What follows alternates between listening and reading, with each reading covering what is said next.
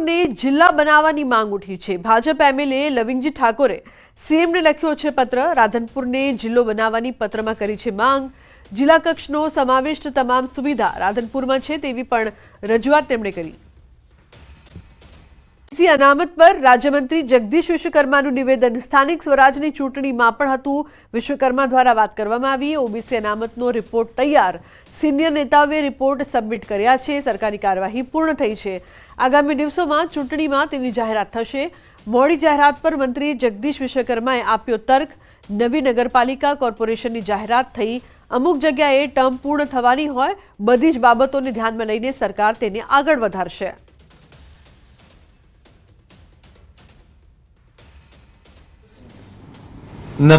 તમામે તમામ લીડર थी माणी તમામે તમામ जनता राहुल गांधीना आ निवेदनथी सखत दुख छे। अमारा राष्ट्रीय नेतृत्व पण गुजरातना मुख्यमंत्री राष्ट्रीय नेतृत्व पण होय के गुजरातना तमामे तमाम कार्यकर्ता के तमामे तमाम प्रजा आ राहुल गांधीना निवेदनथी सखत दुख थयुं छे अने माननीय प्रदेश अध्यक्षनी अध्यक्षतामां काले ज राज्यना तमामे तमाम जिल्ला मथकोए शहेरी मथकोए 41 जग्याए आना विषे धरणावण थवाना छे। ओबीसी अनामत स्थानिक स्वराजनी चूंटणीमां आपवानुं हतुं, एना रिपोर्टो तैयार थया छे। अमे मयंकभाई बीजा सीनियर नेताओ पण आना रिपोर्ट सबमिट कर्या छे अने ए बधा ज कार्यवाही सरकारी कार्यवाही परिपूर्ण थई छे अने आगामी दिवसोमां ए इलेक्शन पण डिक्लेर थशे। फतेहपुરમાં સેવા સદનની કચેરીમાં સવારથી જ અરજદારોની લાંબી કતાર લાગે છે। ભારે ગરમી વચ્ચે ઓફિસની લોબીમાં લોકો ભૂખ્યા તરસ્યા કલાકો સુધી બેસી રહેવા મજબૂર છે। બાળકોની શિષ્યવૃત્તિ માટે કેવાયસી ફરજિયાત હોવાથી ખેત મજૂરી કરતી મહિલાઓ સહિત મોટી સંખ્યામાં વાલીઓ ધરમના ધક્કા ખાવા મજબૂર છે। અરજદારોનો આક્ષેપ છે કે છેલ્લા 3 દિવસથી તેઓ કામ ધંધા છોડીને ઓફિસના ધક્કા ખાઈ રહ્યા છે, પણ કામ થતું નથી। સર્વર ડાઉન થતા લોકોને વિલામોએ પરત ફરવું પડે છે। ત્યારે કંટાળેલા લોકો કહી રહ્યા છે કે સરકાર લાભ ન આપે તો કંઈ નહીં, ધક્કા ખાઈને તેઓ થાકી ગયા છે। ત્યારે અરજદારોને થઈ રહેલી હાલાકીને લઈને કોંગ્રેસ અધિકારીએ આવેદન આપ્યું અને પ્રક્રિયા ઝડપી કરવાની માંગ કરી।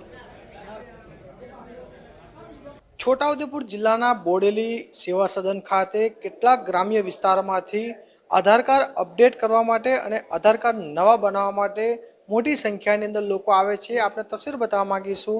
આજે આધાર કાર્ડ અપડેટ કરવાની જે પ્રક્રિયા જે છે તે અહીં કર્મચારી હાજર છે, પરંતુ કોઈ પણ જાતની અપડેટ થતી નથી અને આજે ગરીબ જે આદિવાસી પરિવારો જે લોકો બાળકો લઈને અહીં આવતા હોય છે આધાર કાર્ડ અપડેટ કરવા માટે, પરંતુ તેઓને ધરમ ધક્કા ખાવાનો વારો આવ્યો છે।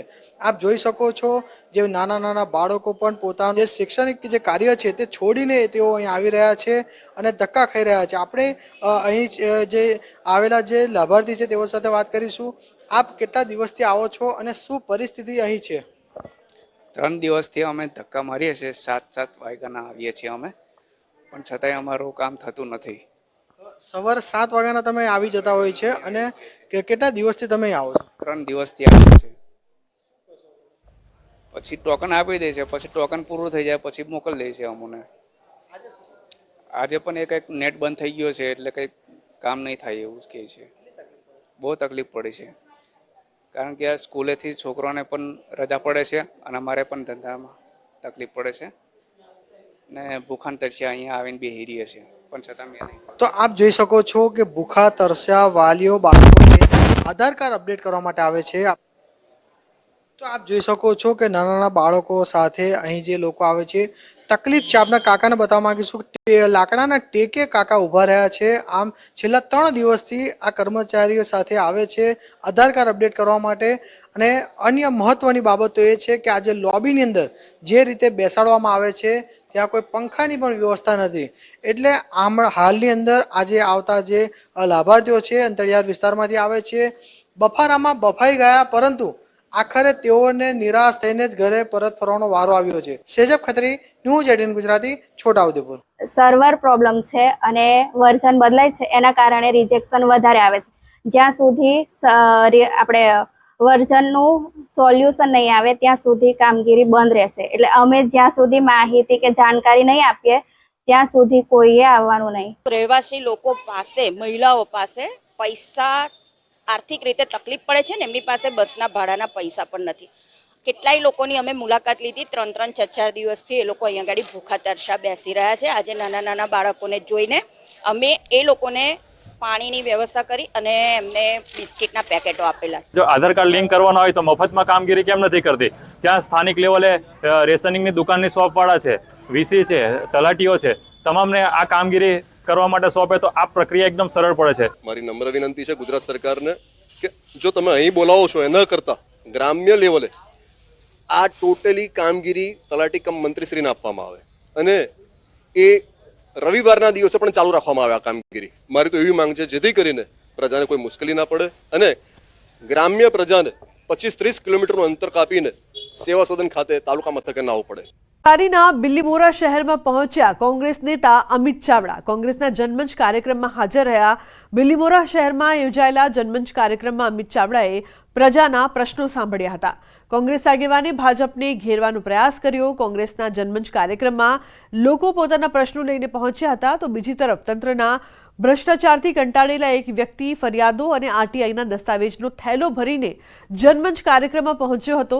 આ વ્યક્તિ લોકોમાં ચર્ચાનું કેન્દ્ર બન્યો. હાલથી પ્રદેશ પ્રમુખની અધ્યક્ષતામાં વિરોધ નોંધાવશે.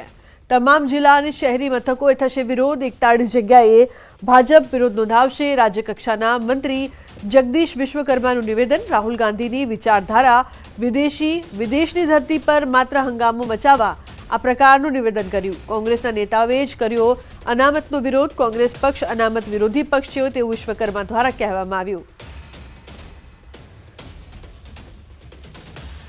દેશ તમામે તમામ લીડરથી માંડી તમામ જનતા રાહુલ ગાંધીના આ નિવેદનથી સખત દુઃખ છે.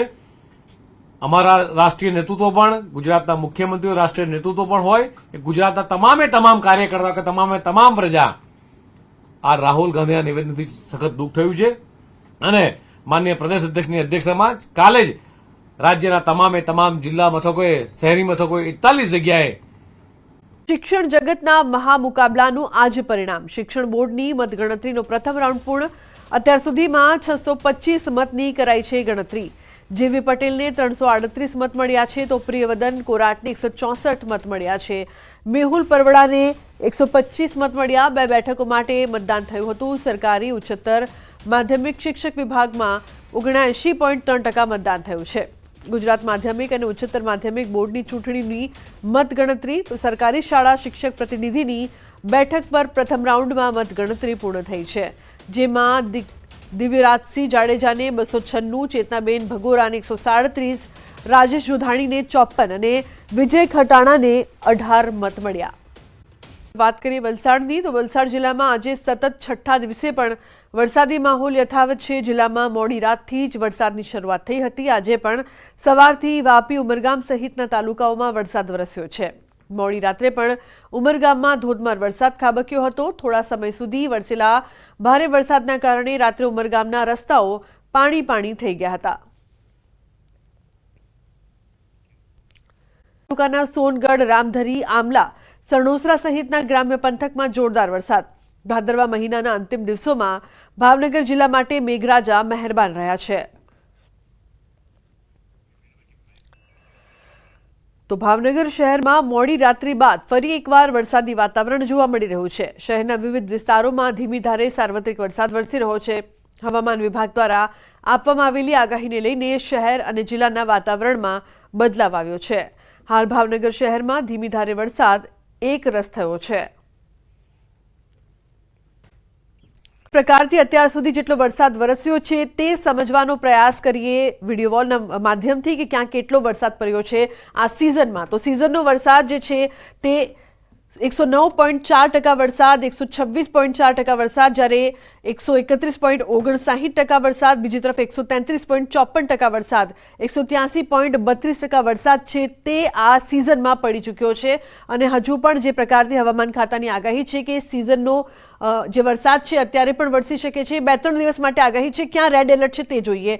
તો વલસાડ, નવસારી, ડાંગ, તાપી, સુરત, ભરૂચ અને નર્મદામાં રેડ એલર્ટ આપવામાં આવ્યું છે. બીજી તરફ છોટાઉદેપુર, વડોદરા, દાહોદ, પંચમહાલ, મહીસાગર, ખેડા, આણંદ, અમદાવાદ, ગાંધીનગર, અરવલ્લી, સાબરકાંઠા, મહેસાણા અને પાટણમાં પણ અતિ ભારે વરસાદ વરસી શકે છે, એટલે કે રેડ એલર્ટ છે.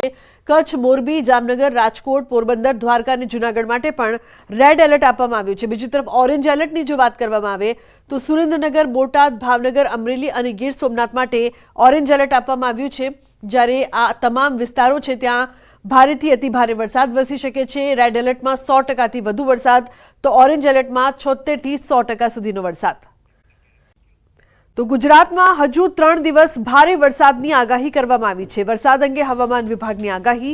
દક્ષિણ ગુજરાતના કેટલાક ભાગોમાં સાવધાની જરૂરી. આજે વલસાડમાં વરસાદ અંગેનું રેડ એલર્ટ ઉપરાંત દમણ અને દાદરાનગર હવેલીમાં પણ રેડ એલર્ટ આપવામાં આવ્યું છે, જ્યાં અત્યંત ભારે વરસાદ થઈ શકે છે. તો 4 જિલ્લામાં ઓરેન્જ એલર્ટ અપાયું છે. સુરત, તાપી, નવસારી, ડાંગમાં પણ ભારેથી અતિ ભારે વરસાદ થઈ શકે છે. અમદાવાદમાં પણ આજે ભારે વરસાદ થઈ શકે છે. બપોર બાદ અમદાવાદમાં વરસાદ થઈ શકે છે.